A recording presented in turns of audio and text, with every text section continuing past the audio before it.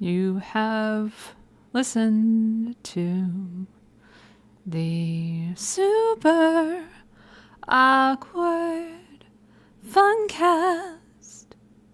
That's what you're listening to right now. Live vocals on the mic. All right. Welcome to the show. Try something different today.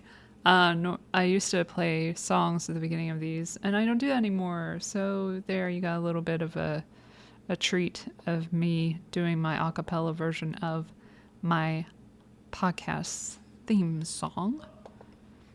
And so you know what? I don't know. I said wake me up when September ends, and I really meant it, because what the fuck? Y'all know what happened last month? This month? At the moment? It's 30th. Some shit went down. Let's go over it, I guess. I don't know how much I'm going to get to, but I hope I get to everything. Let's start with, okay, background. Charlie Kirk. You might have heard of this guy. You might not have. I don't know who you are if you didn't hear of him. You probably didn't hear of him before September 10th, but you definitely know him after that. Yeah, I saw him assassinated on Twitter. It was a post for a news outlet. Not somebody cheering his death, oddly enough. There was a lot of that afterwards, which seemed somewhat manufactured and sadly somewhat real, because some people that I knew were doing that sort of thing, which is not a good idea. I thought we were anti-violence. We're not. I thought these people were pacifists. They're not. So it's good to see who in my community I can't really trust, sadly, because I'm sorry, I'm just never going to. I reserve that kind of vitriol for war criminals. And I'm sorry, someone who aligns with a nation that is fucking over another nation, or state that fucks over another state, is not the same as a war criminal to me. And someone who is not in government at all, technically. I mean, you could say he helped form the government in ways, but he's not directly hired by the government and serving a position in the government. So I'm not one to dance on people's graves. I wouldn't do that anyway, because there are other people involved. It's not just this horrible person dies. This horrible person is connected to another person who's probably not horrible in their family, which is, it's very nuanced, but whatever. It's a take that, I care about human beings. Stupid me. Anyway, before this all occurred, and don't worry, I am not showing you shit about the day of September 10th. I will mention it, but I'm not focusing on that, because it's the aftermath that really counts in this case, as usual with a PSYOP. And I think by now we all know it's a PSYOP, that there are things being implemented by the government that are going to be not helpful to the situation, kind of like 9/11, which would happen the next day. Interestingly enough, I guess they thought it was too on the nose to do it on 9/11 this time. They do like 9/11. They chose that date for a reason. It means something to them. Whoever they are, I'm not going to get into that. I don't want to die. I'm not suicidal. Blah, blah, blah. Okay, so before the event happened, a month ago, there was an episode of South Park. It has been talked about in media since. The killing, the assassination, which I'm going to keep saying because that's what it was, of this gentleman who was very much a firebrand for the right side. And that's all how you get people to cheer death. You put a right side person on the platter. because I'm sure a lot of the people who were doing that wouldn't be doing that for other people. But anyway, so South Park had an episode where he was basically in the episode, basically. So they'll explain it here, these dudes. And this is from a month ago, like I said. This is the Turning Point USA peeps who are having a moment right now and are getting very powerful as just as a coincidence of his assassination. We don't have those every day, so it's hard for me to like keep saying it. But anyway, so there was an episode about him, and there was some hubbub after he was killed, in which they wanted to take him out of the episode. Not really. They were not going to show the episode that featured him in some way or another. But then they decided not to do that because that's not what he would have wanted, as evidenced by this clip. So I didn't realize this was a part of a longer episode that he did of this, where he did a whole reaction video here. Those are huge. Good job. But I saw a short about it, and I didn't know there was more here. So let's see what he says here. We're going to give him the mic. If you will, have made their way through the cultural tableau into South Park. Charlie Kirk is mainstream now. Charlie Kirk is part of the zeitgeist. And in this episode, Eric Cartman, of course, the fast-talking and loudmouth Eric Cartman that he is, he sort of tries to become Charlie Kirk. So he isn't, doing a parody of Charlie Kirk. What he's doing is he's trying to become sort of like the South Park elementary version of Charlie Kirk, because as it turns out in the episode, Eric Cartman is competing for the Charlie Kirk Award, which shows that there are now kids all across America who are trying to become Charlie Kirk in this new South Park episode. I mean, it's something where 5 years ago, 10 years ago, I never would have believed that this was something that would be on South Park. Totally. And so let's play the first one here. We have a whole gang, and we're going to kind of take one at a time. Let's just play cut one. And so for those that don't understand, South Park is very popular, where you don't follow it, has a lot of cultural power. Obviously, they're very nasty towards conservatives. They were very nasty towards President Trump in the prior episode. But I think a lot of it was hilarious towards me. I think, go through, I got to be honest. Some of it was very funny, and I don't think we should have too thick of skin. Let's play part one, which is cut 402. What has that kind of been totally destroyed these poor little students? Welcome to the channel, guys. Looks like a lot of whiny babies have a problem with what I say, so prove me wrong. Hey, Glad. You said nothing good ever came from the Jews, but if that's true, why are bagels so yummy? Yeah. Well, you've obviously been taught by the Jews to have a problem with this school and with America, so let me ask you this. What is your definition of a woman? What is my what? What is a woman? It's a very simple question. Well, a woman is a lady friend who, gives you kisses. You see, you can't answer the question, but something is male or it is female. Both sides in Scripture agree to that, and that's just the truth. Next. Okay, I want to say, because I'm reacting to a reaction right now, so copyright will be a bitch if I don't pause. But when he said the Jews thing, I hadn't known at this point when I watched this after the September 10th. I'm not going to keep saying assassinated. I watched it after that because I wanted to get the context of that episode, and I had never seen it yet. So I just went in there like, okay, let's see what happened in this episode that he was so excited about or whatever back in the day. So when I was watching, I was like, did he hate Jews? Because it certainly seems that after his assassination, a lot of people seem to think he loved Jews, specifically ones in Israel. Yes, this is called Nothing Israel. And I've been holding that title for quite some time, and I hope you enjoy it. I hope you appreciate it. But Israel has been part of the conversation for quite some time after that. We're going to get back to it, but I just wanted to point out that I was looking at this and I was like, there's a lot of Jew talk. So it's kind of weird to me, like watching the show in retrospect and I'm not looking for clues, but I'm seeing clues. And I'm seeing the anti-Jew thing come up. And I wonder if that's somehow connected to what happened and the real reasons behind what had happened. And I'm not saying shit. I don't have any proof, and I'm not going to give you proof that Israel was behind his murder. I'm just going to show the weird stuff about it. So just buckle up, Buttercup. Here we go. Totally destroyed. Oh, jeez. Did you call the girls' soccer team a Marxist indoctrination factory? That is correct. We actually beat the boys 4-0, you know. You can whine about American oppression all you want, but you're using an iPhone made by the free market to complain about a system that gave it to you. Girls have it way easy in America, and that's just the truth. Roasted and totally honed. Women have it good in America just like black people do. Black people have everything handed to them. I'm sick of people stealing my stick. If anyone around here is going to be a master debater, it's me. So let's go. Who wants to debate the master debater? Let's go. You right there.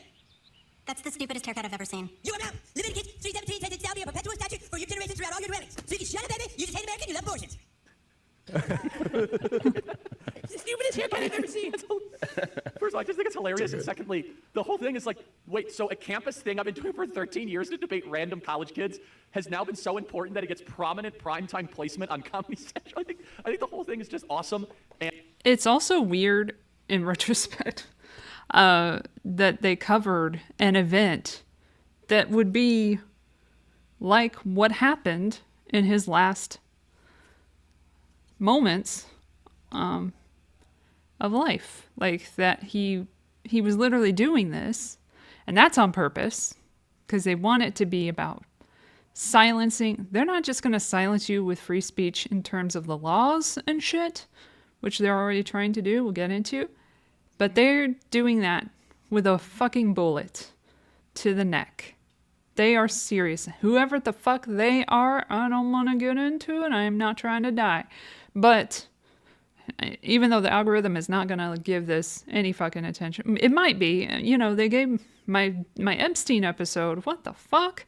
It was just really good timing or whatever, but that got a shit ton of views. Let's look back at that because it's insane.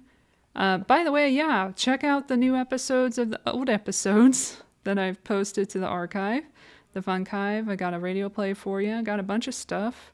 Please watch the last episode. It does not have very many views, unlike the one before that, which was the Epstein one, which is here. Like, what the fuck? And that was not in a month that I got that many views. It was very little time. So I don't know what's going on here, but please give me the same numbers on this one. That would be great, because this is important.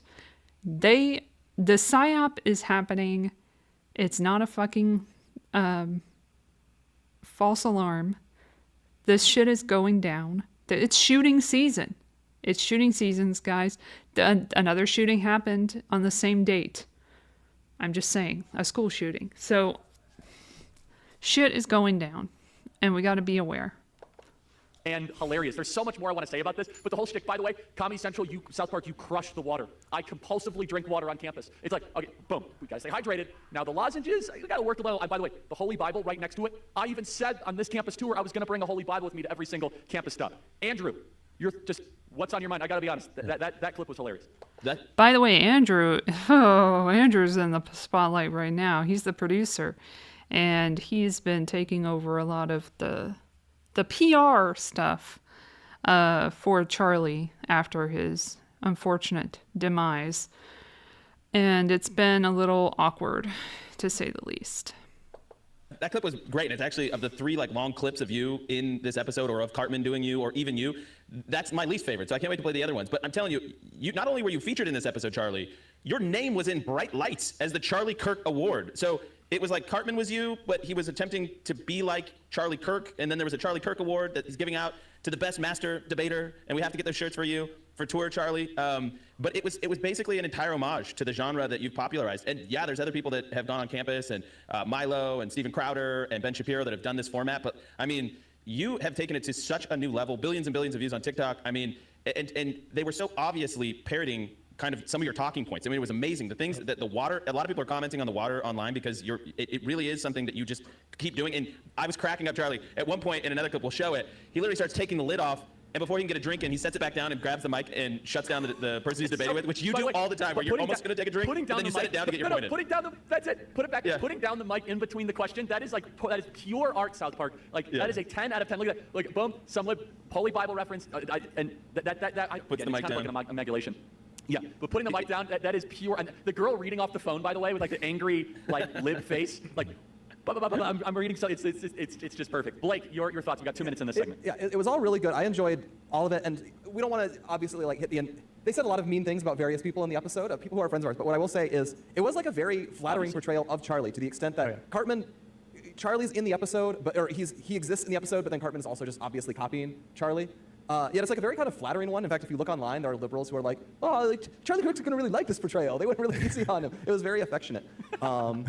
The one thing that annoys me, to be honest, although it's also like funny, is they have, Clyde Donovan is kind of parodying us, but then they have Clyde like say all this like Jew hate stuff in the episode, and I thought that was like where they really misfired. Yeah. And Oh my gosh, they mentioned the thing I mentioned. I should have just waited for them to mention it. Oh shit. I kind of wish we could have like a giant like throwdown between the people who accuse Charlie of being like a wild anti-Semite and the ones who accuse him of being like a ridiculous Israel firster, and like they can annihilate each other like matter and antimatter. Isn't that what Clyde basically was, right? Clyde was basically like the not Charlie. Yeah, like it simultaneously gets Charlie ticks, but it is like the people who kind of get in on the action and try to like copy it, but they're like not as good. They're just not as good. I saw Clyde as like an amalgamation of like a bunch of different characters. Like he's got like the supplement, which is very common. It's whether it's Alex Jones or whether it's Joe Rogan or anybody that's considered right coded online has a supplement brand, so that was like pretty funny actually. But yeah, I think all the Jew stuff, that was definitely my least favorite part. But I also thought it was interesting that Cartman, who has the Charlie Kirk haircut, was quoting Leviticus and basically debating abortion the whole time. So I thought that was actually pretty spot on. What do Andrea Bocelli, Steph Curry, Justin? Oh shit, we ain't watching that. But ironically, they have an ad right after that. So I guess basically that's the whole part of that episode.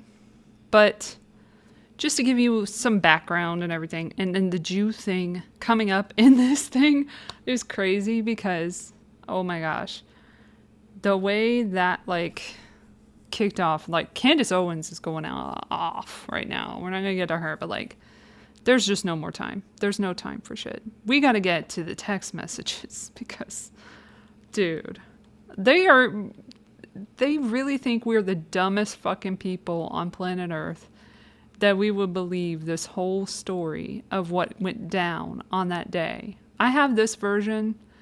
I think this one is censored, but I can uncensor it.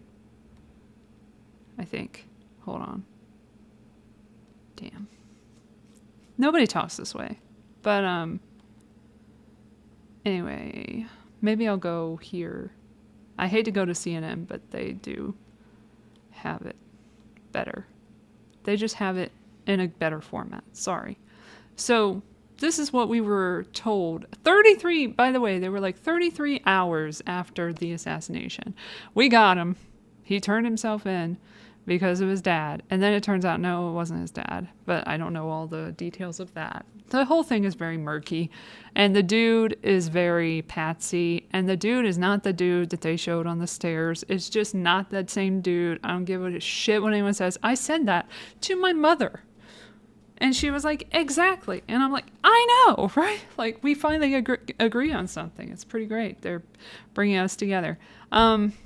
Anyway, here's what it says here. This is the stupid fucking story that they wanted us to swallow. And some people did. A lot on the right. It's so easy when you get a patsy and you're like, that's the dude. Fuck him, put him in prison forever. Give him the death penalty. And you don't even have a trial yet. Like, could y'all calm down? Damn. Everyone is entitled to due process. That's how it works, but I guess the whole Constitution is up for grabs at this point. Anyway, this says, Charlie Kirk's suspected killer, Tyler Robinson, allegedly texted his roommate the day of the shooting, just conveniently, and discussed his rifle, possible motive, and other details on the planning. His roommate told police about a note left by Robinson under the keyboard, which read, I had the opportunity to take out Charlie Kirk and I'm going to take it. Police say they found a photo of the note. How convenient. They found a photo. There's a photo of the note. We didn't find the actual note. We just found a photo. So, sorry about that. In the court filing, prosecutors described the roommate as a biological male who was involved in a romantic relationship with Robinson.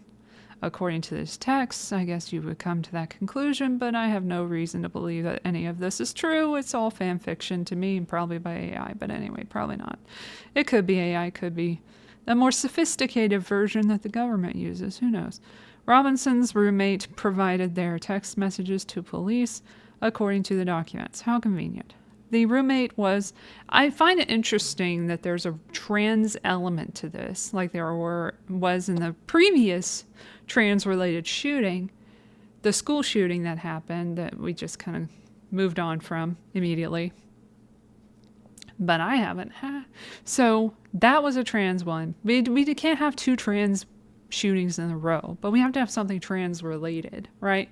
So we got to put some trans in there, even if we have to plant some trans stuff in there.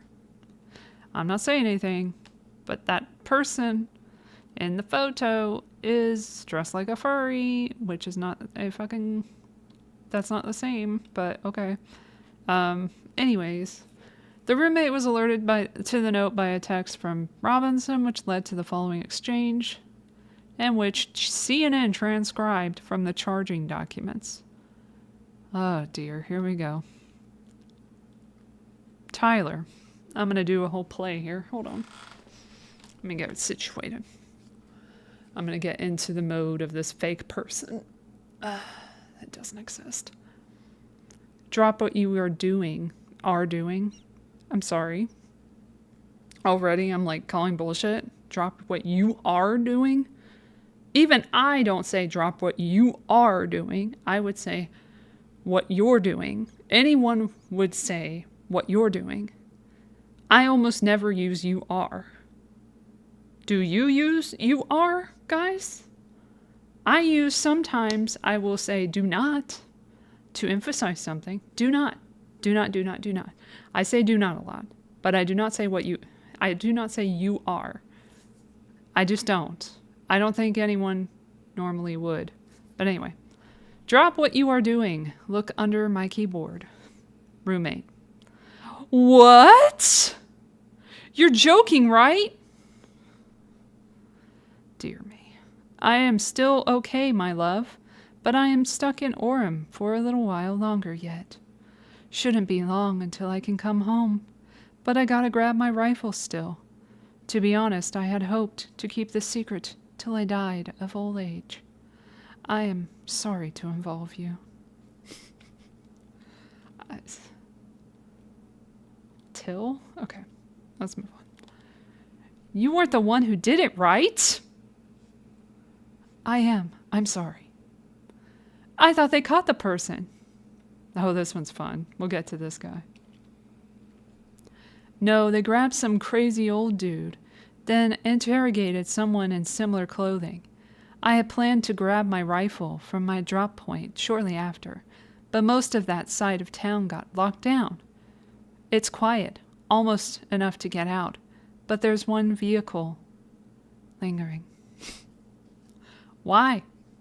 Why did I do it? Yeah. I had enough of his hatred. Some hate can't be negotiated out. If I am able to grab my rifle unseen, I will have left no evidence. Going to attempt to retrieve it again. Hopefully they have moved on. I haven't seen anything about them finding it. How long have you been planning this? A bit over a week, I believe. I can get close to it, but there is a squad car parked right by it. I think they already swept that spot, but I don't want to chance it. Oh, now we get a soliloquy. I'm willing... Sorry. Let's not mischaracterize this man who totally wrote these things.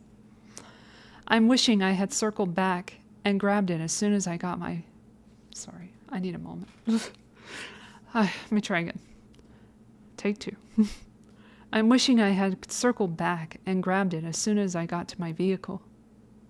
I'm worried what my old man would do if I didn't bring back Grandpa's rifle. I don't even know if it has a serial number, but it wouldn't trace to me.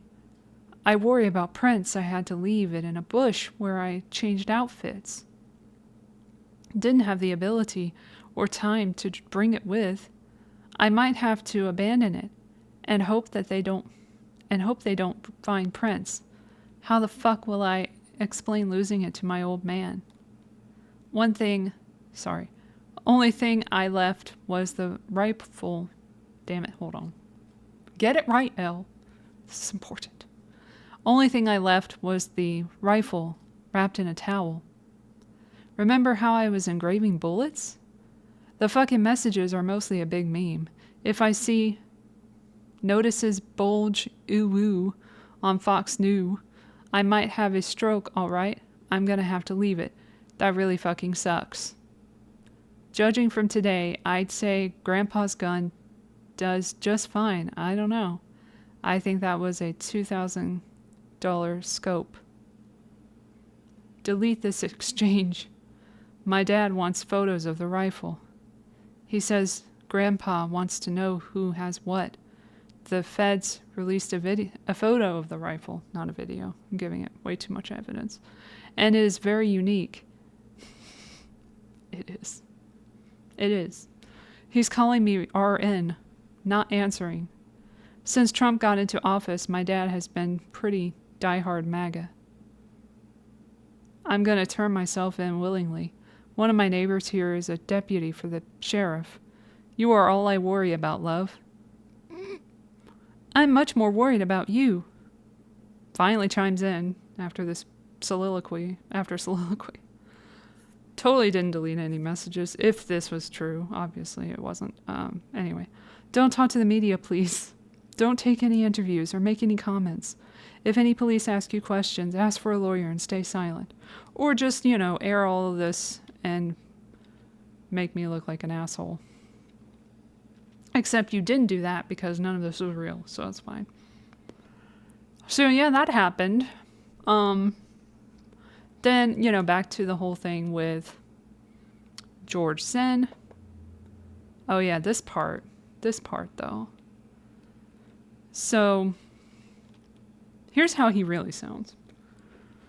We happen to have some information here. Okay, so let's look at his body language. He looks really worried, don't you think? A lot has... Okay, I'm sorry for the ear rape. I'm going to turn it down a smidge.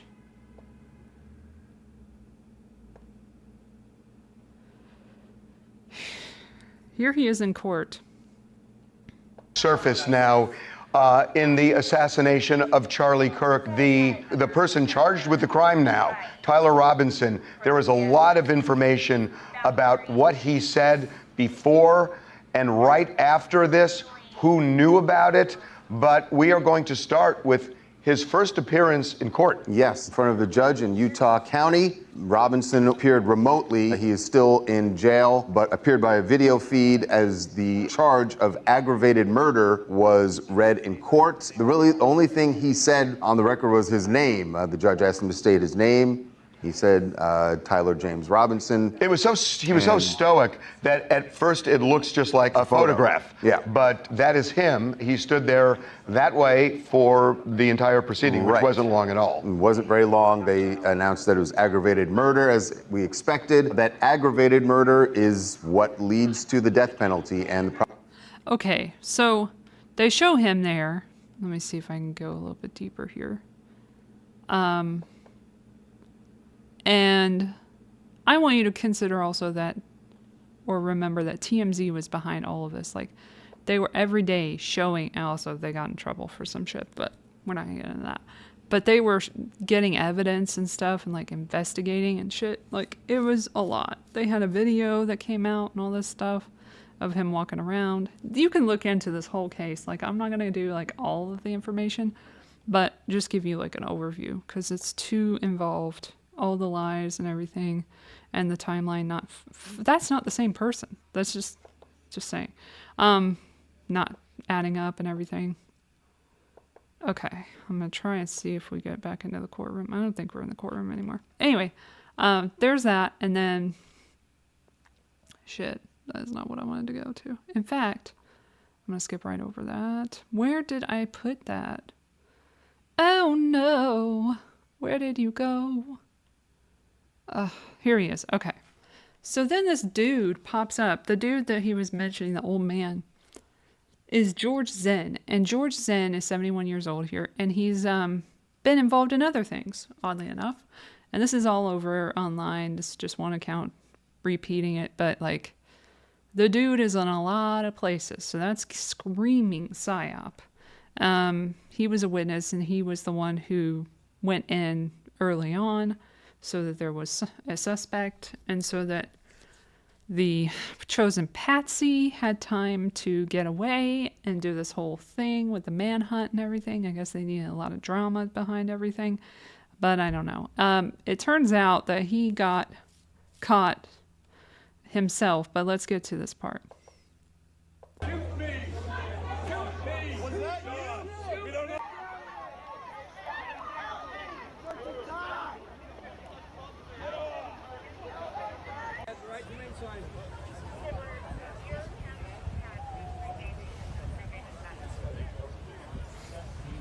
So I'm ready to go leave the hotel on September 11th, early that morning, and go back to Salt Lake City.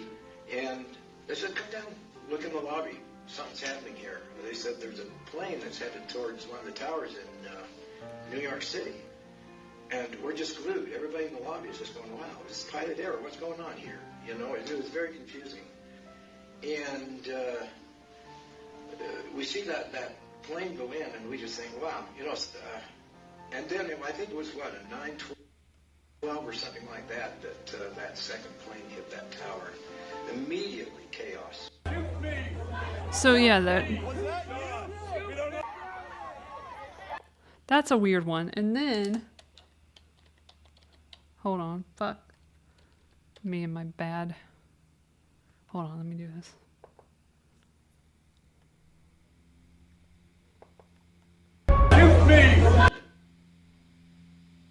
We don't know if it's him or not. The man who claimed responsibility for the murder of Charlie Kirk is now in even bigger legal trouble. I go through the new charges filed against George Zinn involving child pornography and why he says he told the cops he shot Charlie Kirk. 71-year-old George Zinn, he's on video telling police officers a week ago that he was the person who shot and killed Charlie Kirk on the campus of Utah Valley University. It was just moments after the shooting. The scene was chaotic as students ran in fear after hearing a gunshot and seeing Charlie Kirk bleeding from the neck. Kirk's staff grabbed him and rushed him to an SUV in the hope of saving his life, but it was simply too much and too late. Newly released documents shed light on how the initial apprehension of the first suspect impeded the Kirk shooting investigation. A detective named Dutson was on duty working the event when he heard a single gunshot at about 12:20 p.m. As he makes his way through the crowd, an elderly man approaches him screaming, "I shot him, now shoot me."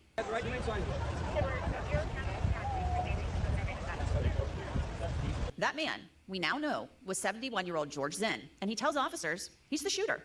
But when asked about the location of the firearm, Zinn reportedly said, "I'm not going to tell you." Police escorted Zinn to a patrol car at the back of the venue. Shoot me! Shoot me! We don't know if it's him or not. Now here's another view of George Zinn being detained. It was recorded by a witness, and it's been circulating on social media. This is the guy that shot him?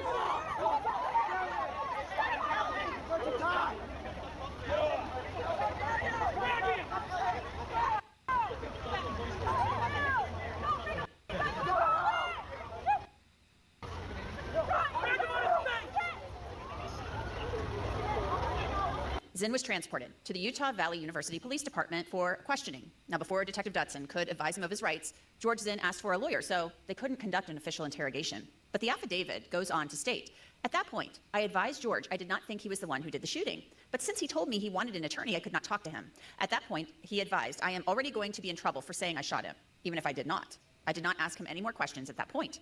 George stated on his own that he did not shoot the individual. He stated he did it to draw attention from the real shooter. Now, Zinn's arrest, it went viral on social media, and there were mixed reactions about whether or not he was actually the shooter. When I turned and looked, and they were arresting a guy by the name of George Zinn. Yeah, I know the guy. I don't think he did it. I think they arrested the wrong guy. I think whoever did it was a good shooter, a sharpshooter. It was one shot right directly to the heart, and we need to find out who did this. I think there should be a research completely done that took place hours, maybe a day, before anything went on. Who could be there and pull that trigger to it? And I don't think it was George Zinn. He was poor, broke.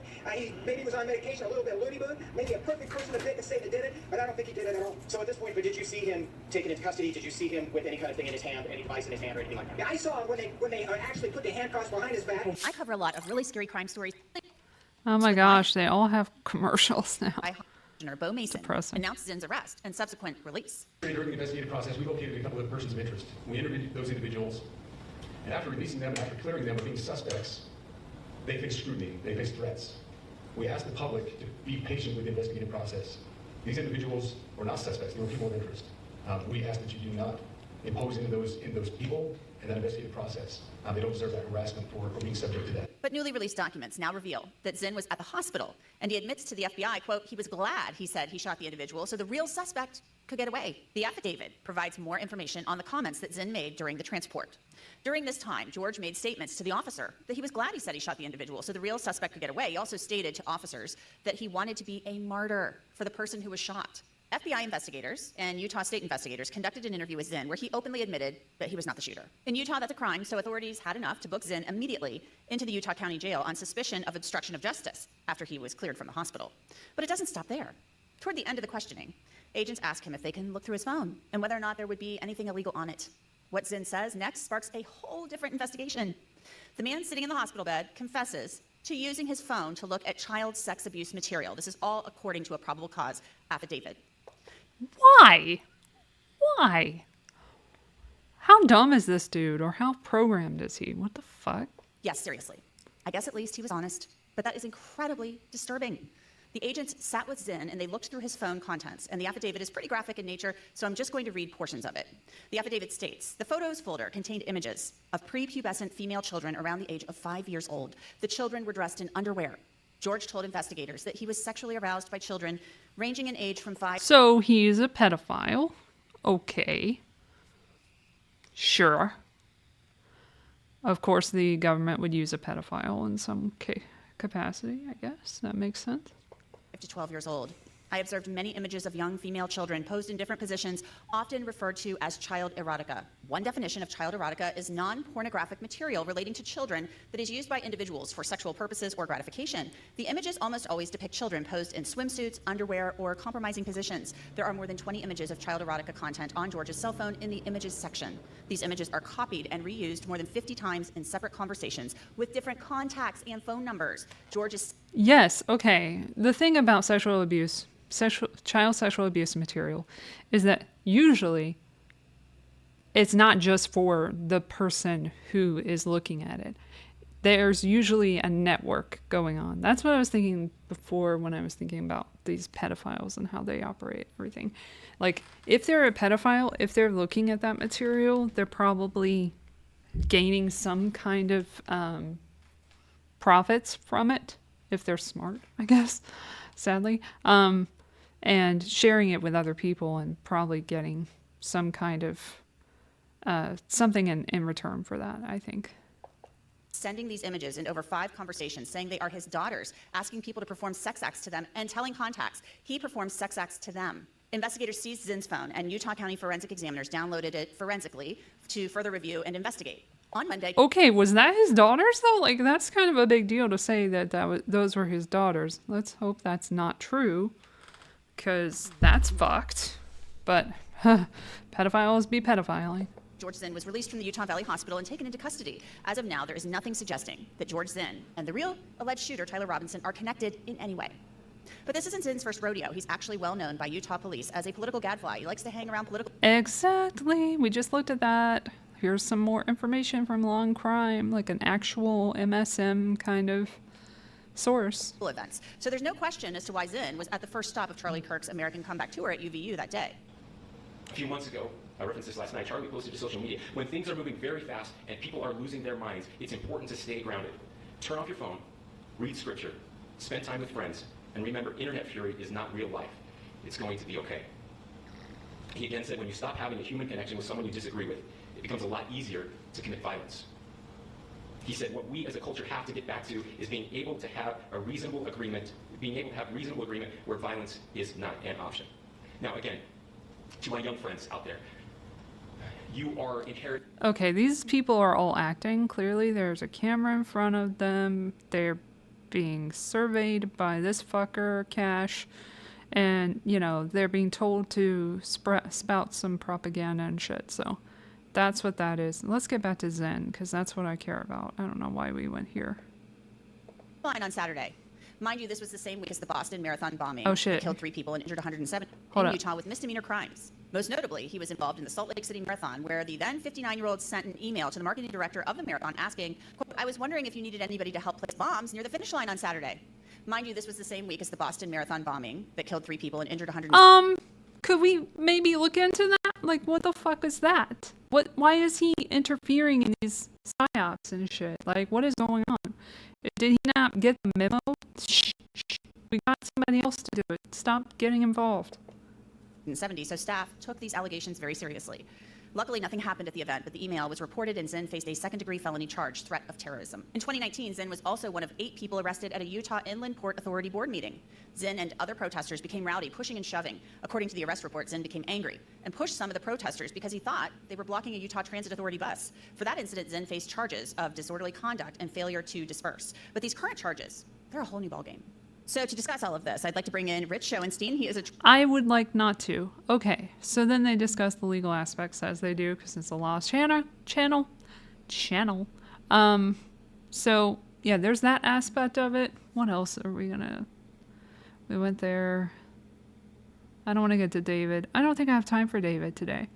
But in free speech, so that ends up opening a whole can of worms, because Jimmy Kimmel... I guess we'll look up his original comments that got him indefinitely suspended, but then he didn't lose his job at all, as it turns out. All right. Here we go. Here's like a little report. We'll get a report about it. Here we go. And that breaking news here at 6 today, the future of the late night show Jimmy Kimmel Live is in jeopardy. Good evening once again, everyone. I'm Colleen Williams. And I'm Michael Brownlee. ABC is preempting the show indefinitely because of comments he made following the assassination of Charlie Kirk. NBC4's Conan Nolan joins us live from the newsroom. Conan, that announcement is sending shockwaves through Hollywood tonight? It is, Colleen, and it deserves a little bit of a backstory. Prior to the news conference on Tuesday that delineated the evidence against the alleged assassin of Charlie Kirk, there was a narrative over the weekend that perhaps this man, Tyler Robinson, was actually a supporter of President Donald Trump. In fact, there were those who believed he was part of the ultra-right wing who considered Charlie Kirk to be too liberal, that he was too accommodating to political moderates and leftists.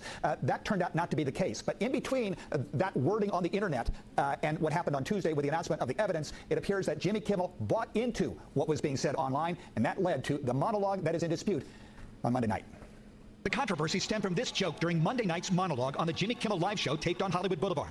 It regarded not slain political activist Charlie Kirk, but Tyler Robinson, the 22-year-old man accused in Kirk's murder. We had some new lows over the weekend with the MAGA gang desperately trying to characterize this kid who murdered Charlie Kirk as anything other than one of them and doing everything they can to score political points from it. You can see how hard the president is taking this. My condolences on the loss of your friend Charlie Kirk. May I ask, sir, personally, how are you holding up over the last day and a half, sir? I think very good. And by the way, right there, you see all the trucks? They've just started construction of the new ballroom for the White House. Yes. By the way, just wanted to note that I saw that joke on Twitter way before this episode aired. Like, nobody, like, come on now. You're not new. He's at the 4th stage of grief, construction. The day following the monologue, prosecutors in Utah County, Utah indicated that the killer was not a supporter of President Donald Trump, but rather of the political left, and viewed Charlie Kirk as an enemy of the trans and gay movements. Today, the Nexstar Media Corporation, which is in need of FCC approval for a $6.2 billion merger with the media company Tegna, issued a statement saying it strongly objected to Kimmel's comments and was going to replace the show with other programming in its ABC-affiliated markets. ABC Television announced it is suspending airing of the program indefinitely. FCC Chairman Brendan Carr, on conservative commentator Benny Johnson's podcast, threatened to take action against ABC for Kimmel suggesting that Kirk's killer was a Trump supporter. And what appears to be an action by Jimmy Kimmel to play into that narrative that this was somehow a MAGA or Republican motivated person. If that's what happened here with his conduct, that is really, really sickening. Meanwhile, President Donald Trump, who has long been a critic of Jimmy Kimmel's, responded from the United Kingdom, in part saying on his Truth social media, "Congratulations to ABC for finally having the courage to do what had to be done." The words of President Trump. I'm Conan Nolan.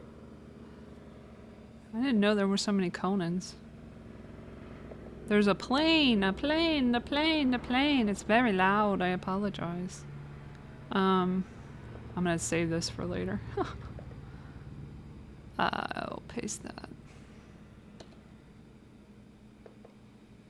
Okay, so that brings me to, like, the hypocrisy. So people have talked about it since then. It's not news. But Jimmy Kimmel is not new to controversy. He's had his own controversy for quite some time. His ratings were a controversy, I feel like, recently. And he's just not as funny as he tried to be in the past. And it's just, the late night shows are really on the downward spiral right now. And that's because there's so much TDS involved. Like, it's just all Trump, Trump, Trump. Do they not want escapism from this shit? Like, why do you want to be outraged all the time? Who wants that? I guess a lot of people, but it's very strange to me. But also, the free speech advocates in the wake of this decision, which ultimately decided to bring him back, and he got a ratings boost, which might have been the whole point of it, to be honest. Like a saving face kind of thing. But he's done some horrible things. He said some horrible things in his monologue. And I'm not blaming him for it necessarily, because he has writers. He doesn't write everything himself, and nobody... I highly doubt... I can't even believe how lame that joke was. It wasn't even a joke to me. It was just such an easy fucking low-hanging fruit thing. They always do this, where it's like, how do I do the lamest joke ever? Okay, here it is. So he has writers, and they write some crazy shit. And they were owned, much like you'll see everybody back in the day, a few years back, by certain big interests. So let's go over, we'll come back to this. Let's start here, because this is some crazy shit. Let's remind ourselves what we're dealing with these kind of dangerous late night shows, because they're trying to, they really, really were trying hard to get people to take the gene therapy drugs. And they are part of the problem. I'm sorry, but it's true. Including you, Jimmy Fallon, although you're part of the problem in a different way too, but I won't get into that. I hope you guys had a good Labor Day weekend. You did? Yeah, Americans got together to fire up the grill, grab a cold beer, and toss back some horse dewormer. But don't worry about the anti-vaxxers being unprotected, because they have found a new drug that also does not protect them. It's called ivermectin, which is a horse dewormer. So you'll probably still get COVID, but on the bright side, you could win the Preakness. Opponents say the science behind ivermectin is clear. In fact, we've been sending a demonstration of just how it defends your bloodstream from the virus. We've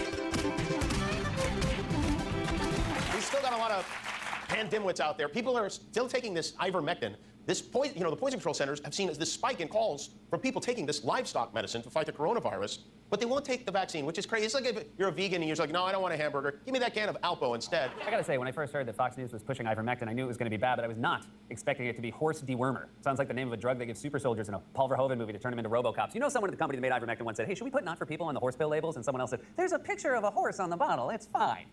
So, ivermectin is ineffective against COVID. And when used incorrectly, it can kill you. Worst of all, it tastes yucky. Luckily, the internet is loaded with advice on how to make it more palatable, including mixing it with jellies or eating it as a sandwich.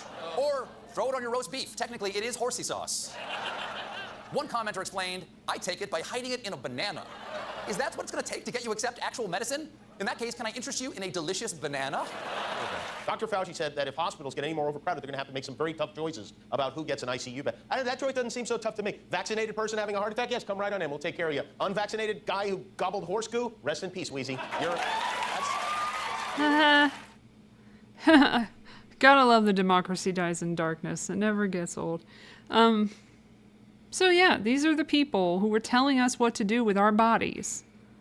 And that was okay. And that was allowed. Disney had no problem with that. In fact, Disney had a role in the propaganda as well. Let's not get into that, but like there was some crazy COVID. It was everywhere. And remember, we're gonna get to you, YouTube. I'm not fucking forgetting you. You're coming next. That's what she said. Anyway, then there's the cancellation of it all. Well, guess who got canceled first? And how his response was. Are we gonna be surprised? We're not gonna be surprised. But here's a reminder. One more thing while we're on the subject of terrible things posted online. The biggest story of the day today was Roseanne. Roseanne, you're not going to believe this, but she tweeted something outrageous. I know, yeah, right. By the way, the president did it too. It's crazy. By the way, she tweeted something. He said something on his show and was reprimanded. She was on Ambien or whatever, tweeted something, and that was it. All over a tweet. Anyway, ABC decided to cancel their highest-rated show, Roseanne, following a tweet in which Roseanne compared an African-American woman, a former advisor to President Obama, to an ape, which did not sit well with ABC management.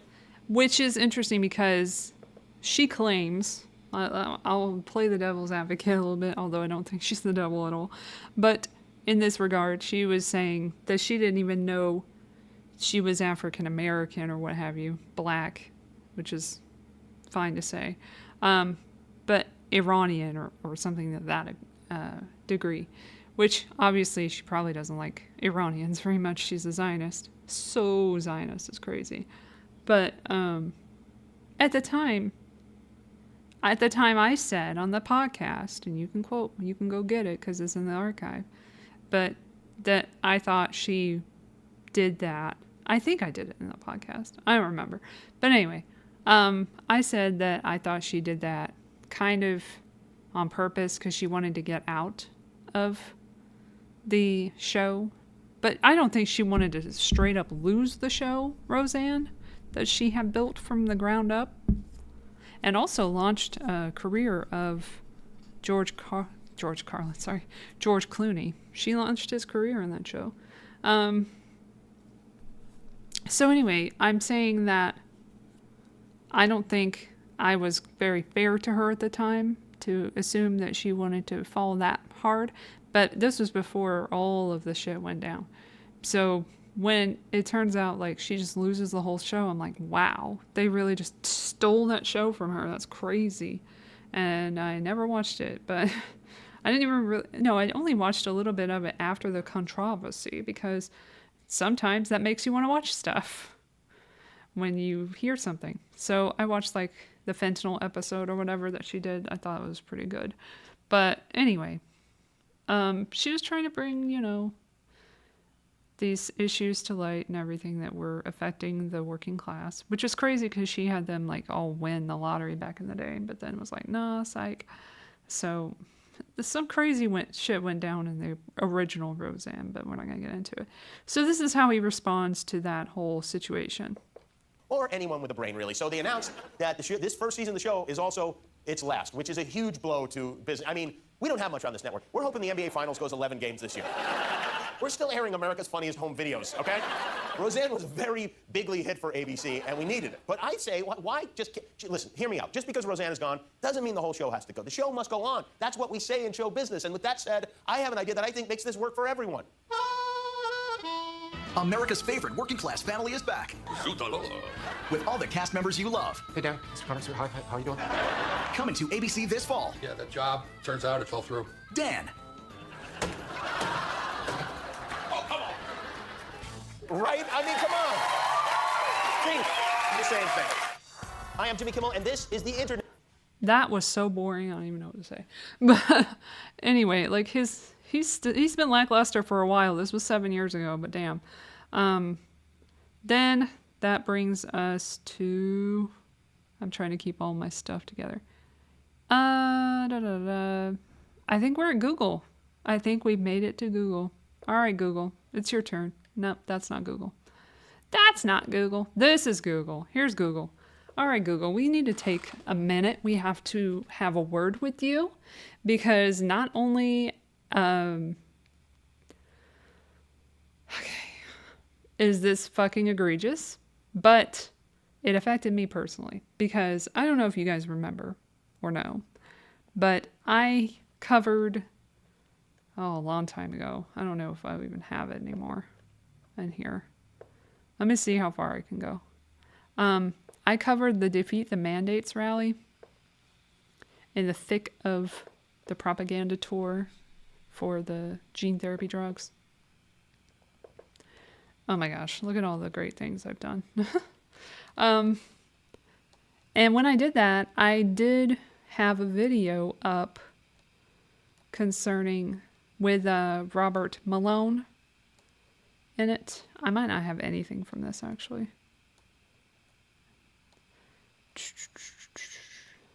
So yeah, I'm a journalist, and I covered a rally, as I've done plenty of times. Oh dear, we're going way too far. And this wasn't the rally they wanted me to cover, apparently, because they took down my video with Robert Malone doing a speech at the event.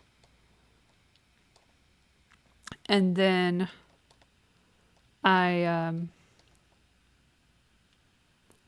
I appealed the decision for them to strike it with the guidelines thing, the dumbass community guidelines bullshit for COVID stuff. And they denied that. And so for 6 fucking months, my account, might have been longer than that, was struck. And I couldn't, like, if I got like a couple more strikes community guideline wise, I would lose my channel. So that was some bullshit. It put me in a weird position because I didn't have as long of videos as I did before. And it was just like, I was really fucked up. So they fucked up my channel and everything. So I'm one of many that happened to. And they just like, they gave a letter to the Oversight Committee in Congress. Sorry, not the Oversight Committee, the House Judiciary Committee. And they admitted that the Biden regime, I don't use administration because that's not what they are, pressured Google to censor Americans. By the way, I don't believe this because it's not Biden, it's not Trump, it's somebody behind Biden and Trump. Woof. And also the TNI, the Trusted News Initiative. We talked about it before. So anyway, it was all of these other entities that were behind the scenes trying to make the pandemic in the first place, allegedly. Probably not. We still haven't gotten an answer of how the virus came from China, but we can all figure it out, I guess. Anyway, to censor Americans and remove content that did not violate YouTube's policies, the Biden regime censorship pressure was unacceptable and wrong. Public debate should never come at the expense of relying authorities. Tell that to TNI. Also, tell that to your fucking... Okay, hold on. The company will never use third-party fact checkers, except you do, and you also use fucking Wikipedia. I will look at a video about 9/11, and it'll say 9/11 in the fucking tab. The tab shit needs to go, Google. I don't know if you're listening, but we're sick of the tabs. Stop with the tabs. We didn't used to have tabs. Hell, we didn't used to have anyone fact-checking our shit. We could fact-check it our damn selves. Could we just go back to that? Could we go back to just, you know, civil discourse on YouTube and just silly shit? Goddamn. Like, I'm so over it. Europe's censorship laws target American companies and threaten American speech, including the removal of lawful content. So if you guys want to read something, go to their full letter here. I'm going to leave it in the show notes and read it all for yourself. The findings of YouTube when it investigated itself. It's not that long, actually. Oh, wait, actually, this is Jim Jordan's letter. My bad. I gotta be correct. Okay, so Jim Jordan says, the statement of facts is submitted on behalf of our client, Alphabet. Oh, this is to Jordan. So this is from the lawyer. Sorry, I'm stupid. King and Spalding, who represents Google, or Alphabet in this case. Throughout the committee's investigations, Alphabet provided responsive information, blah, blah, blah. Legalese. And then we go to the Biden administration and Alphabet. The COVID-19 pandemic, I'm not ever saying that word, was an unprecedented time in which online platforms had to reach decisions about how best to... See, they're still excusing themselves there. They're still like, oh no, we're just doing what we were supposed to do and being, you know, the arbiters of truth and justice and blah, blah, blah. About how best to balance freedom of expression. You just don't fuck with it, but okay. with responsibility, including responsibility with respect to the moderation of user-generated content that could result in real-world harm. How about the real-world harm of the gene therapy drugs that caused multiple injuries to people? And they're never going to get compensated for those injuries because of the PrEP Act. How about that? Anyway, senior Biden administration officials, including White House officials, conducted repeated and sustained outreach to Alphabet. That's what we want. Big tech running the whole country. Thanks. And pressed the company regarding certain repeated and, oh, sorry, I forgot that one part. User-generated content related to this COVID-19 pandemic that did not violate its policies.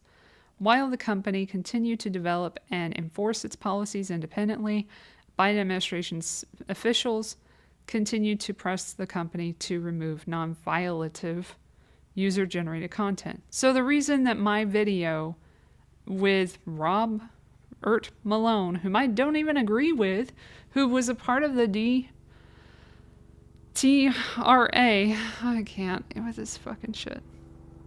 This fucking plane. Everybody, why is everyone going somewhere in the air right now?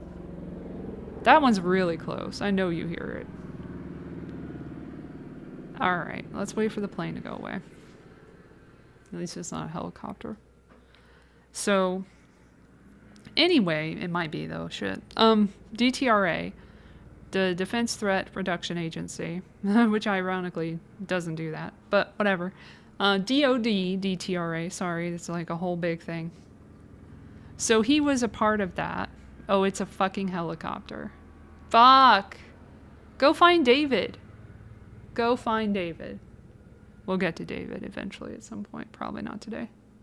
Okay, we'll just have to ignore the helicopter, or I will. And you'll just pretend that everything's hunky-dory in the background. So, the DTRA or whatever. So he had been involved in the creation of this, I'm not using that word that they use, but gene therapy drug. So I have my own issues with Robert Malone. I have done enough research about him. So it was ironic as fuck that I got fucking messed with because of a dude I don't even agree with. That I wasn't platforming, I was doing journalism. I was covering an event. But here we are. All right, it says, as online platforms, including Alphabet, grapple with these decisions, because it was a conspiracy, but okay, sure. The administration's officials, including President Biden, yeah, sure he did. Sure, he was fucking awake enough to do anything. Get out of here. Created a political atmosphere that sought to influence the actions of platforms based on their concerns regarding misinformation, which this was all detailed in the Event 201, which we've gone over so many times. It's in the archive if you want to go back to that. It is unacceptable and wrong when any government, including the Biden administration, attempts to dictate how the company moderates content, and the company has consistently fought against those efforts on First Amendment grounds, except in this case, because it's different somehow. YouTube's mission is to give everyone a voice and show them the world every day. I wonder how much of this is going to even make it to YouTube. They're going to be like, this violates our community guidelines. And there's a crazy helicopter noise and it's annoying me. Okay, anyway. YouTube builds and improves tools and systems that empower creators, viewers, and businesses to find and share information. Over 2 billion logged in users. Okay, now we're just bragging? Shut up. I don't need to know about your bottom line. Okay, we'll skip to the next part. There is a wider variety of views. Oh my gosh, nobody cares, YouTube. Stop bragging. You're not even what you used to be. Shut up. I'm not reading your bragging shit. Keep showing it to me. I'm not reading it. Alright, anyway, the content moderation approach and commitment to free expression. YouTube takes seriously the importance of protecting free expression and access to a range of viewpoints. That's why they put them further in the algorithm. YouTube's community guidelines and terms of service apply equally to all users, from private citizens, not really when you're demonetizing people for having events that are monetized all the time on news networks, but they can't even say stupid shit like, they can't say anything about that's violent in nature, like rape and harassment and shit, without getting bing, because they have to censor themselves, or they think they have to censor themselves, which I see all the time with the unalive bullshit and the grape shit. I'm not ever saying that shit. It sounds stupid and ridiculous, and it's diminishing the activities involved. And these are all pedophiles at the top anyway. What do they fucking care what you say? And they're all murdering each other. Not each other, but they're murdering fucking people all over the world. So I don't really care what they think of our language. You know what I mean? So, back to it. From private citizens to the most visible public figures and to all types of content, regardless of the viewpoints expressed. The company has transparently evolved its policy framework related to COVID-19 to ensure space for further debate and discussion on the platform, only after someone else got into office, which is very strange. Which just shows that it's going to keep happening, that the regime in charge is going to be in charge of the moderation. So, YouTube never had community guidelines prohibiting discussion of the origins of the COVID-19 pandemic. As publicly announced in 2023, YouTube ended several COVID-19 content policies. They shouldn't have started, bitch. As of December 2024, YouTube retired the remaining standalone COVID-19 policies and allowed discussion of various treatments for COVID-19 when you were demonizing them before. And then there's more information that I'm not going to get into because I don't have time for this shit. Regulatory landscape, blah, blah, blah. So it's just a lot of bullshit from Google, but Google be bullshitting all the time. So what can you do? All right, we're going to move on to... Speaking of free speech, this is a very good thing that happened after the whole thing with Jimmy Kimmel got so much fucking airtime. When we were literally being told that we couldn't, that people couldn't protest against another country in this country by the people fucking over said country. So that's crazy. So here's the story. Federal judge criticizes Trump over free speech in ruling for student protesters. Judge William Young's decision included his response to an anonymous person who sent him a threatening note. This is from September 30th, so today.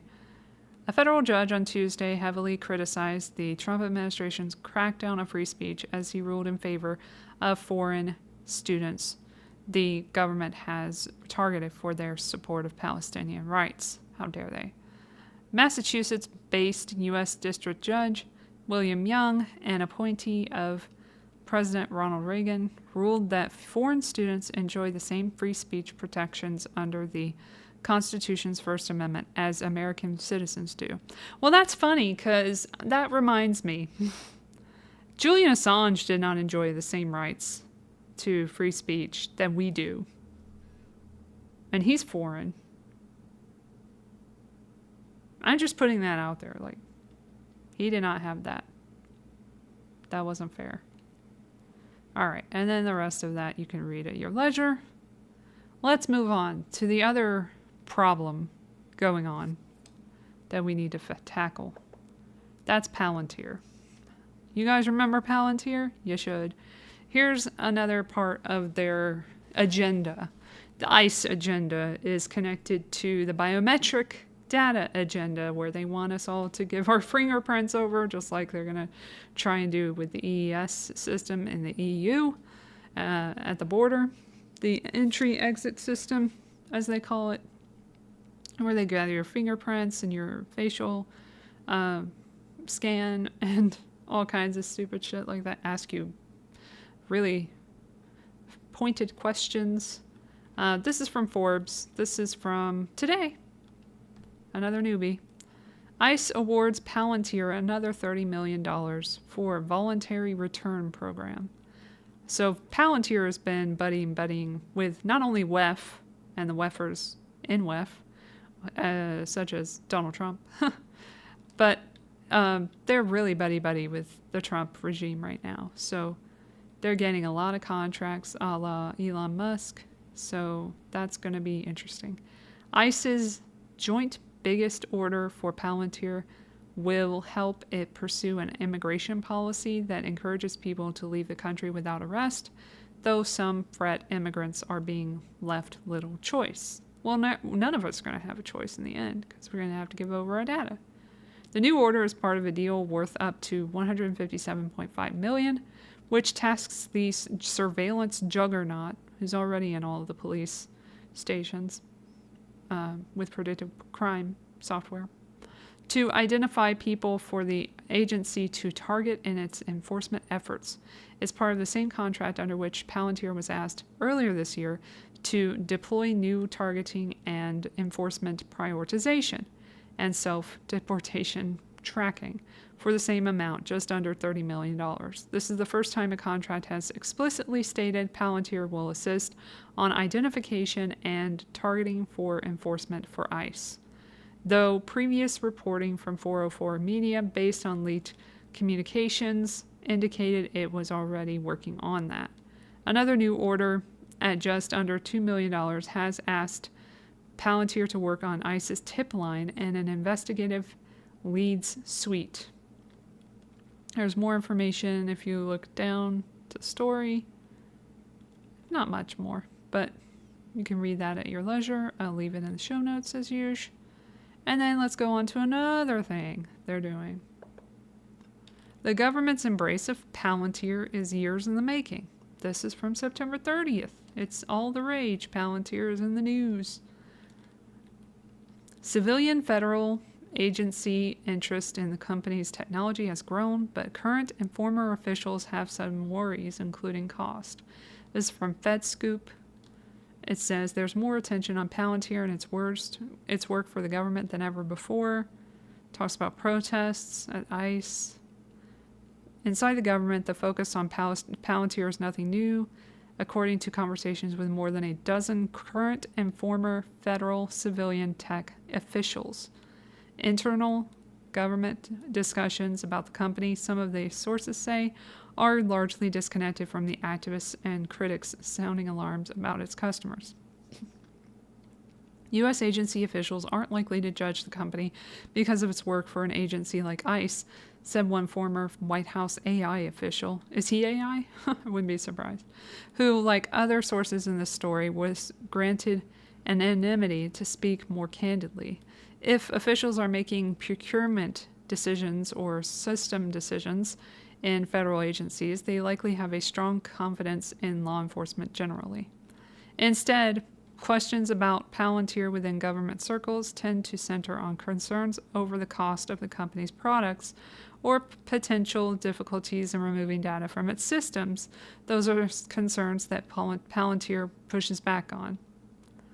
Then it says what they do. They're a data company. They collect data from the public. Nothing to worry about there. I'm guessing that's where the EES stuff is going to go, to a similar kind of company there. And then the border stuff here that they are going to enact, because they're going to enact it. They're trying to do this everywhere. The Real ID stuff is probably connected to them somehow. Oh, man.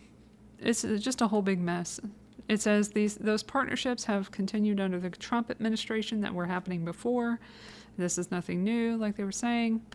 They even partnered with Booz Allen Hamilton. Damn, I haven't seen that in a while. That's crazy. And then in March, only a few weeks after the start of the president's second term, Databricks announced a strategic partnership with the company. The software and data analytics company is also used by federal agencies, including the DHS. The partnership with Palantir came after Databricks received new security authorizations for both defense and civilian work, a representative for the company told FedScoop. It also recently partnered with Accenture on government work and announced another deal with Deloitte. Well, Accenture is also connected to WEF, is a partnership with WEF, just like Palantir. So that's interesting. WEF being the World Economic Forum.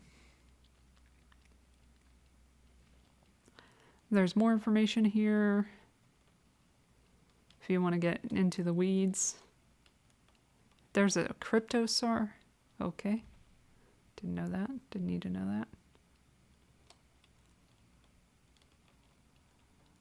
Oh yeah, this all came from COVID too. They use COVID to get more information, more data. Doge. Okay. Then cost. And then that's it. Okay. So there's that. Then the next one. This is important because I found this on a conservative website. So the conservatives are upset about the connection between Israel and Palestine. Oops, Palantir. Their pal, not Palestine. Palestine is not their pal, but Palantir is, allegedly. So this is I would assume, an op-ed from the American Conservative Foreign Affairs page from Harrison Berger. This is from September 15, 2025. The pro-Israel Palantir endangers our liberties. The firm's executives mislead the public as they create a mass surveillance system. Finally, someone who gives a shit about that. I appreciate you, Harrison.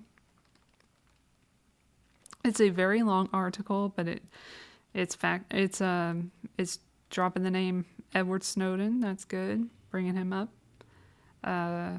Lots of other stuff in here. Interesting. Let me get to the point. Okay. Alex Karp is a natural successor to deep state bureaucrats like Oliver North, I believe.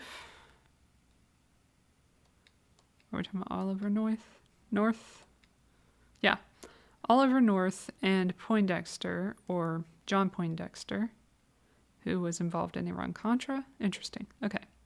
Adopting their skepticism toward democratic forces and believing that the central danger to national security comes from universities and students who are not believers in our principles as a nation, i.e. students who oppose unconditional support for Israel's wars. Palantir, which has the ability to monitor and make dossiers on those activists, is the wet dream of any deep state official looking to control and police the First Amendment protected activities of American citizens, a constitutional safeguard which has always been a nuisance for foreign policy hawks.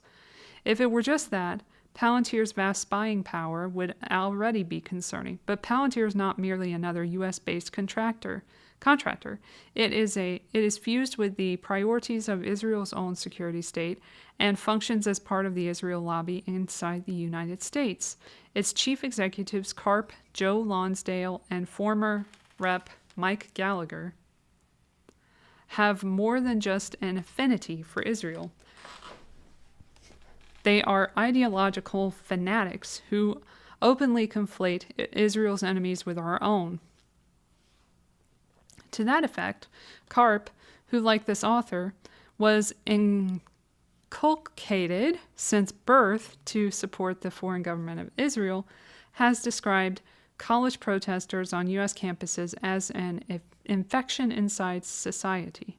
Given the vast surveillance powers Palantir now wields, Americans should be asking how Karp and his colleagues plan to cure the supposed infection of young people using too much free speech to criticize Israel's genocide in Gaza. Palantir, which supplies Israel with AI targeting tools to mass murder Palestinian women, children, and even some Americans in Gaza, has demonstrated near total deference to their Israeli clients. When asked about Israel's use of Palantir's products to target innocents in Gaza, which includes American citizens, Palantir executive Peter Thiel explained that his preference is to defer to Israel. Palantir's troubling loyalty to Israel is not an isolated case, but part of a broader pattern linking Silicon Valley's surveillance infrastructure to the Israeli state. Another behemoth of the surveillance industry is Oracle, led by the world's richest man and major donor to pro-Israel causes, Larry Ellison. And then they talk about that. This is a really good article. So let me get to the end. Hold on. Despite their denials and deceptions, Palantir and Oracle formed the backbone of an unconstitutional mass surveillance regime that collapses the line between American and Israeli power. The danger of dual loyalty would only be hypothetical if their executives did not openly profess fealty to a foreign government. That Alex Karp and Larry Ellison are now embedded in the American security state should raise the question of why the public tolerates big tech elites, arguably as loyal to Israel as the United States, holding the keys to the most powerful spying systems ever built. Interesting. Oh, I forgot to do this part. Oh, back to Israel. So after the Charlie Kirk assassination, which is how all this started, that's where we began. Netanyahu decided to answer his critics and say he didn't kill that dude. So that was interesting. Here we go. Well, somebody fabricated a monstrous big lie that Israel had something to do with Charlie Kirk's horrific murder. This is insane. It is false. It is outrageous. Charlie Kirk was a giant, a once-in-a-century talent who defended freedom, defended America, defended our common Judeo-Christian civilization. Charlie loved Israel. He loved the Jewish people. He told me so in a letter that he sent me just a few months ago. One of my greatest joys as a Christian, he said, is advocating for Israel and forming alliances with Jews to protect Judeo-Christian civilization. He encouraged me to make the case directly to the American people about how vital Israel is to U.S. national security. He told me, the Holy Land is so important to my life, it pains me to see support for Israel slip away. Now, if Charlie disagreed with a policy of mine or a decision here and there, not only did I not mind, I welcomed it. This is the essence of Charlie. This is the essence of a free country. It's exactly what Charlie stood for. And I knew that his suggestions always came from the heart, from his love for Israel and from his love for the Jewish people. A few weeks before his death, I spoke to Charlie. I invited him to visit Israel again. And sadly, that won't happen. Now some are peddling these disgusting rumors, perhaps out of obsession, perhaps with Qatari funding. What I do know is this: Charlie Kirk was a great man, and a great man deserves honor, not lies. Rest in peace, Charlie Kirk. May your memory be a blessing. Why the fuck did he care so much about this kid? This dude. It's crazy. Yeah. Huh. Lots of interesting comments here. Okay. So yeah, Israel totally didn't do it. Totally didn't do it. And they've never done an assassination ever before either. Just kidding. Oh, by the way, I looked up Benjamin Netanyahu just for shits and giggles and Jeffrey Epstein. By the way, shout out to Bibi, who's still not on trial, doing his testimony, I'm sure. Did he finish the testimony? I don't know, because he's too busy off making people get bombed in the other country, and then another country, and then another country. So anyway, so it turns out that he's connected, as it turns out, according to these records from, sadly, the Daily Beast. But since they have a paywall, I had to go to the archive, archive.org. Yes, baby, the Wayback Machine. So this is from June 20th, 2023. Kind of old, but interesting. Because I was wondering, I know there's a connection between Jeffrey Epstein and Ehud Barak, who used to be the Prime Minister of Israel. But I didn't know if there was a connection between Bibi and Jeffrey. So now I've been told that. Epstein connected JP Morgan exec to Netanyahu and Prince Andrew. New emails, not anymore, reveal the convicted sex offender emailed JP Morgan's Jess Staley about meetings with the Israeli PM, royals, Bill Gates, a Mideast sultan, and one of Putin's people. So let's see these documents. It's in a lawsuit against JP Morgan that we heard about before from the Virgin Islands. And it says, it indicates Epstein connected Staley to a host of high-profile pals, including Britain's Prince Andrew and Dubai businessman Sultan Ahmed bin Salim. He also invited him to meetings at Davos, good old Davos, with Microsoft billionaire Bill Gates and Columbia University president Lee Bollinger, who was on the board of the Federal Reserve Bank of New York, interestingly enough. Epstein may have facilitated a get-together with J.P. Morgan bosses and Israel's Prime Minister Benjamin Netanyahu, too. In March 2011, one J.P. Morgan employee wrote to Staley and another high-level exec, "Against all odds, we have been granted a meeting with Prime Minister Netanyahu." They forwarded the message to Epstein and wrote thanks, to which the convicted sex offender replied, "Surprise, surprise." The exchanges were part of J.P. Morgan's 2019 internal review of Epstein's communications with Staley and other bank employees. In its report, the financial institution noted that Staley appears to have a close relationship with Jeffrey Epstein, regularly communicating with him and seeking advice from him, including while he was incarcerated. Other employees also communicate with Epstein intermittently on a variety of matters. Then the documents also peel back more layers of his creepy bromance with Epstein, and they go into that. But that was the main thing I wanted to highlight there. Very interesting to see that connection. And now we are at today. Shit is going fucking wrong. Trump is on his fucking bullshit again. I'm gonna read, if I can, this fucking this fucking tweet. Let's see here. Oh, I gotta find it again. Damn it. Twitter, get your shit together. I leave it alone for a while, and then I can't get back in there. Okay. I'm going to try and read this really fast. We're going to try and speed run it. But his rapid response account on Twitter showed what he was talking about in this meeting. I guess we'll go over here. Let's go here. Actually, yeah, right after that. Let's just listen to him at first, and then I'll recap it if I have to. And I want to just say that my meetings and dialogue that we had with so many countries, Saudi Arabia as an example, the king is a phenomenal person. The Emir of Qatar, he's an incredible people. UAE, and that's MBZ and ABZ. We're totally involved. These are the people that we've been. By the way, I'll give credit where credit is due. I'm liking that he's saying Qatar instead of Qatar, like these idiots were saying before, who were in office. I mean, it's little things, but bare minimum. Thanks for saying it correctly, I guess. Dealing with and who've been actually very much involved in this negotiation, giving us ideas, things they can live with, things they can't live with. Pretty complex. I mean, after 2,000, 3,000 years, whatever it is, I guess it's got to be a little complex. It would have been done a long time ago.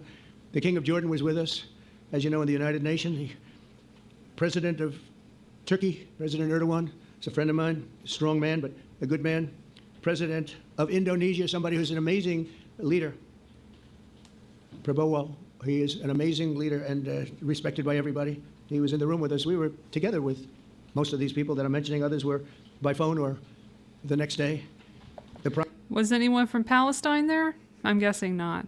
Prime Minister and the Field Marshal of Pakistan, they were with us. Every other country except the one that they're trying to make a peace deal with. Right from the beginning, incredible. In fact, they just put out a statement that they fully believe in this pact. It just came out just as I was walking around. They said, sir, you have a big notice from the Prime Minister of Pakistan and from the Field Marshal that they back this 100%. President El-Sisi of Egypt, who's terrific. And these are people I've gotten to know over the years. I mean, it's... So many other people. I would say it started around 2015 and then went into 2016 when the presidency officially began. But I've known him actually for a long time, and they're in many cases really great men. I can't say in all cases, but I will tell you in many cases they're great men and some great women too. They tend to be mostly men, however, I will say that. But if accepted by Hamas, this proposal calls for the release of all remaining hostages immediately, but in no case more than 72 hours. So the hostages are coming back, and I hate even saying this from the standpoint, it doesn't sound right, but it is so important to the parents. The bodies of the young men, I believe in almost all cases, the young men are coming back immediately. I met with parents. The parents felt as strongly about getting the body of their dead boy back as they did as though the boy were alive and well. It's so important to them. And it means the immediate end to the war itself, not just Gaza. It's the war itself. Under the plan, Arab and Muslim countries have committed, and in writing in many cases, but I actually would take their word for it. The people I mentioned, I'd take their word for it. To demilitarize Gaza, and that's quickly. Decommission the military capabilities of Hamas and all other terror organizations. Do that immediately. And we're relying on the countries that I named and others to deal with Hamas. And I'm hearing that Hamas wants to get this done too, and that's a good thing. And destroy all terror infrastructure, including the tunnels, weapons, production facilities. They have a lot of production facilities that we're destroying. They'll also help train local police forces in the areas that we're discussing right now, in particular in and around Gaza. Working with the new transitional authority in Gaza, all parties will agree on a timeline for Israeli forces to withdraw. Traditional authority, is that suggesting regime change? Probably. In phases, they'll be withdrawing in phases. No more shooting, hopefully. As progress is made toward achieving these goals, Arab and Muslim nations need to be allowed the chance to fulfill these commitments of dealing with Hamas. They have to deal with them because they were the one group that we have not dealt with. I haven't dealt with them. But the Arab countries are going to, and Muslim countries are going to be dealing with Hamas, and I believe they've already been there. I think they probably have an understanding, and they haven't maybe mentioned that, but I would imagine they do. Otherwise, they wouldn't have gone as far as they've gone. If they're unable to do so, then Israel would have the absolute right, and actually our full backing, U.S. full backing. Marco's here. A lot of our leaders are here. Our great Vice President, Susie Wiles, Steve Witkoff, Jared Kushner. They've been so involved in this process. I don't think anybody else could have done it or even come close. But it's we're all of the accomplices are here. Got it. We're right there. We're right there. First time in thousands of years, I think you can probably say, if you really look into it, if you study back, if you're a scholar, you would say thousands of years. Israel would have my full backing to finish the job of destroying the threat of Hamas. By killing all of the innocent people that aren't Hamas. Got it. But I hope that we're going to have a deal for peace. And if Hamas rejects the deal, which is always possible, they're the only one left. Everyone else has accepted it. But I have a feeling that we're going to have a positive answer. Does that mean Bibi accepted it? But if not, as you know, Bibi, you'd have our full backing to do what you would have to do. Everyone understands that the ultimate result must be the elimination of any danger posed in the region, and the danger is caused by Hamas. Which was propped up by Israel. We just don't like to bring that up, I guess. The tyranny of terror has to end, and this is, again, something that we're looking for. This is eternity. This is for forever. To ensure the success of this effort, my plan calls for the creation of a new international oversight body, the Board of... This is the best part, guys. Peace, we call it the Board of Peace. Sort of a beautiful name, the Board of Peace, which will be headed, not at my request, believe me, I'm very busy, but we have to make sure this works. The leaders of the Arab world, and Israel, and everybody involved asked me to do this, so it will be headed by a gentleman known as President Donald J. Trump of the United States. That's what I want, is some extra work to do, but it's so important that I'm willing to do it, and we'll do it right, and we're going to put leaders from other countries on, and leaders that are very distinguished leaders, and we'll have a board, and one of the people that wants to be on the board is the UK former Prime Minister, Tony Blair. That's not alarming at all. Oh, he's a good man, guys. Yeah, another weffer.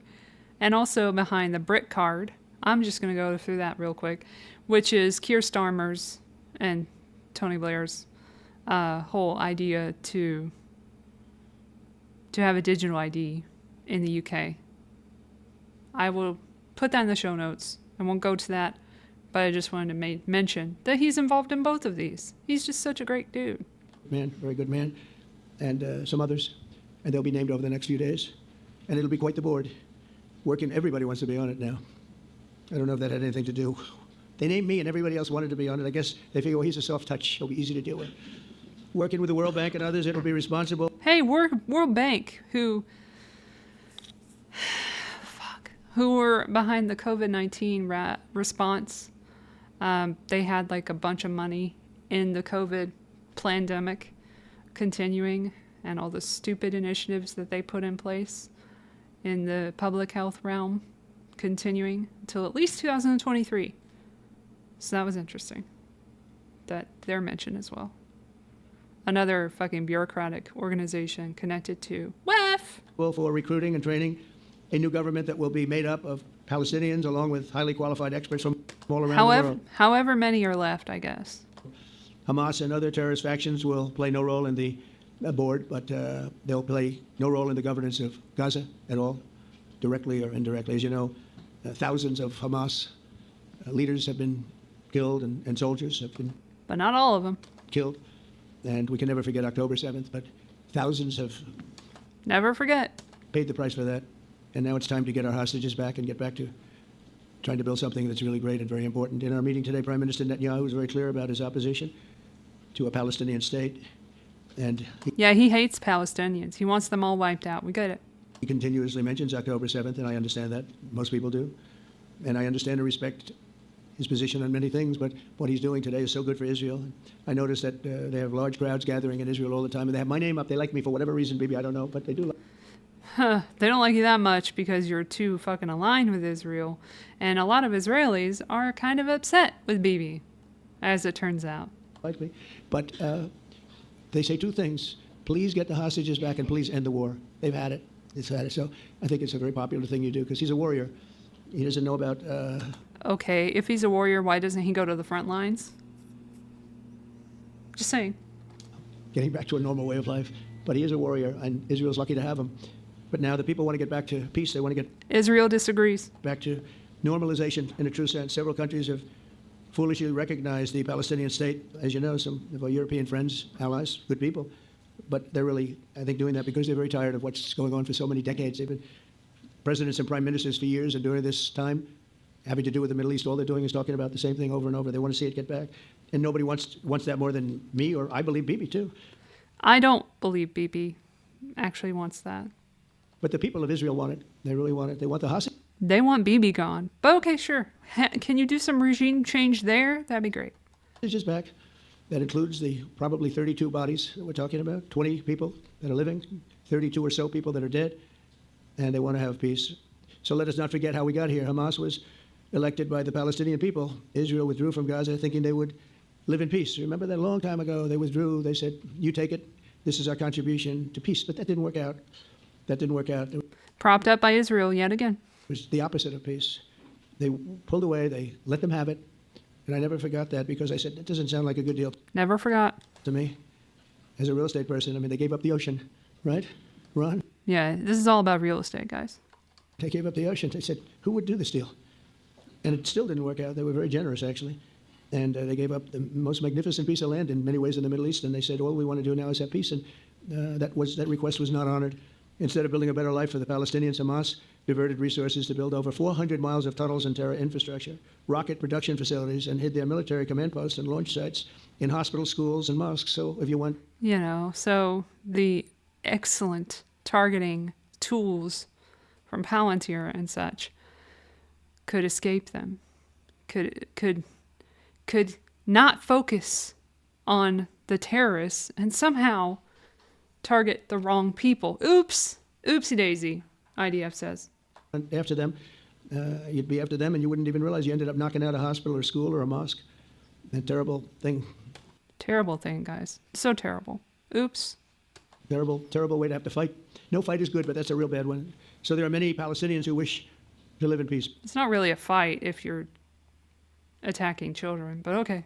Many. I've seen so many of them. And they have support. And I challenge the Palestinians to take responsibility for their destiny, because that's what we're giving them. We're giving them responsibility for their destiny. You know, after destroying their entire homes and infrastructure. Them and prohibit terrorism and earn their way to a brighter future. They don't want... It's the Great Reset. It's the Build Back Better plan, right? The life that they've had a rough life with Hamas. If the Palestinian Authority... Not as rough as with Israel. ...does not complete the reforms that I laid out, my vision for peace in 2020, they'll have only themselves to blame. We're giving them an amazing footprint, and they have 2020. That passed, darling. Amazing support from the leaders of the Arab world and the Muslim world, the great leaders. These are great leaders. These are unbelievable leaders that have built great countries and very wealthy countries. What the future holds for the Palestinians, no one really knows, but the plan that we put forward today is focused on ending the war immediately. So that we can get those beaches, get those tourism monies. Getting all of our hostages back, getting everything back. Hard to believe when you even say it. And creating conditions for durable Israeli security and Palestinian success, Israeli security is going to be involved. We're going to... No security for you, Palestine. You're just going to have success. You're going to be swimming in success in those lovely beaches. help you. We'll be there with you in terms of helping with security. We want to make sure it works. We just want to make sure it works. There shouldn't be a shot fired. Now, there will be, I guess, because that's the way it seems to be, but there shouldn't have to be within a few days. There shouldn't have to be a shot fired. Maybe for eternity. Wouldn't that be nice? I hope it's true. Wouldn't it be nice? I can tell you the leadership of that region feels that there's a good chance of it being true. So this will lead to this agreement that we're talking about will lead to a sustainable long-term peace. No president in history has been a greater friend of the state of Israel than Oh, we know. I have, in addition to negotiating because of the blackmail. The Abraham Accords. I like to say it that way because the real people, that's what they call Abraham. I would say Abraham, but it's so much nicer when you say Abraham. So much more elegant. All right, let's get away from this elegant dude. Rapid Response said, because he didn't say it here, so I'm going to say what I read and responded to yesterday. It says in this 20-something point plan for peace, allegedly. Here's what it says. This is the one that screamed out, what, to me? I'm trying to remember where it was. Oh, here it is. Number 5. Once all hostages are released, Israel will release 250 life sentence prisoners plus 1,700 Gazans who were detained after October 7th, 2023, including all women and children detained in that context. I'm sorry, what? For every Israeli hostage whose remains are released, Israel will release the remains of 15 deceased Gazans? How many deceased Gazans are there? What the fuck? Like, what? That's not... This is the guy who wants peace? Sure, bitch. Sure. All right, then we go to the Times of the Israel. Trump says Hamas has 3 or 4 days to respond to Gaza plan or pay in hell. So, not trying to start any shit at all. And it says the same thing that I just read. I could have just gone here. Aid will then flow into the war-torn enclave, and a process of demilitarizing, de-radicalizing, and redeveloping the strip will begin. For real estate reasons. But yeah. I love that we have the Temporary International Security Force, which is ISF, which is just the same as the IDF. Crazy. This is crazy. Then we got some more information in here. But yeah, you can read this at your leisure. Again, I will put it in the show notes. Here's the article on this. Trump unveils historic Gaza peace plan, hails backing from Israel, Arab, and Muslim states. So there you go. And here's the digital ID article thing page from the Tony Blair Institute, which is instituting this in UK or trying to, and is also behind this Trump Gaza plan bullshit. And yeah, you can see all of the machinations on this website. Nothing to see here. Move along. No problem. Whatever.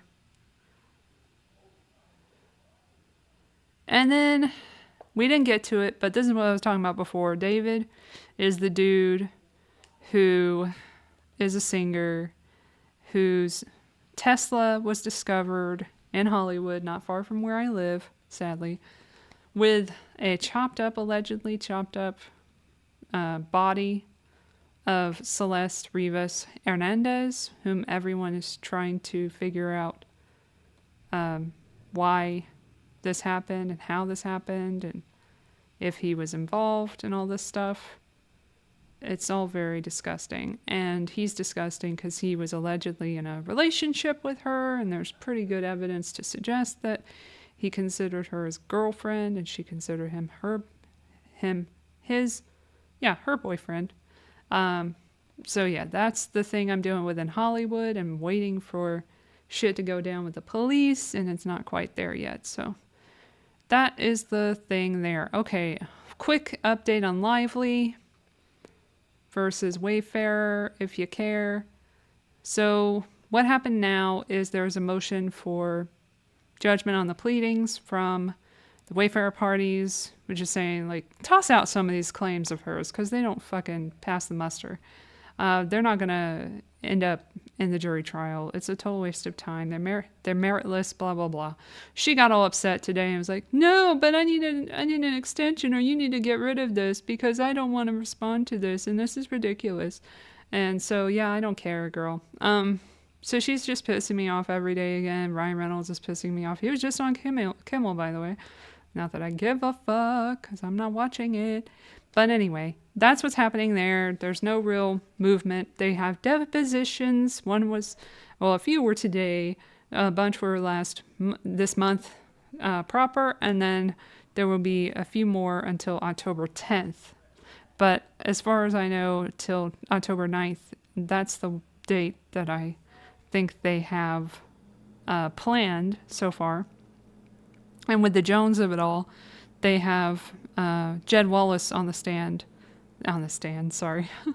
getting deposed on October 10th. So that'll be the last day that they can depose someone, and it's been agreed to by all parties that he would not exceed 4 hours and would be questioned by them, because it's a huge case with a bunch of people, and now more people, because New York Times wants to get involved and be like, hey, remember us? We want to punish Wayfarer, blah, blah, blah. So that's all happening, and so there's the update. And that's basically the whole thing there where we are. Justin was approached, let me see, TMZ, Justin Baldoni.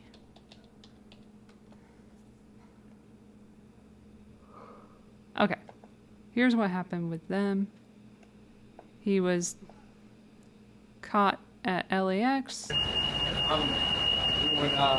Actually, doing wonderful. Yeah, very great.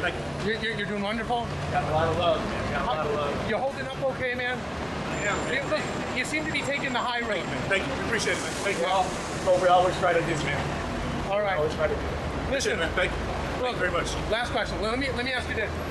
The judge dismissed your countersuit. What's next for you? We're not allowed to discuss that right now, man. We can't discuss that for you. You all right? I'm good. Thank you, man. We're gonna cut off this call. Can't talk about it, but hey. But listen, but you're okay though, taking the high road here. Positive. Very positive. Very positive. Can't talk all right, stuff like that. You know all right. I'm just doing my job. Listen. Justin, last question. Look, listen. Do you know anything about the guy who tried to serve at Taylor Swift, Travis' house? Know nothing about it? I'm the greatest in the world. All right, buddy. Thanks.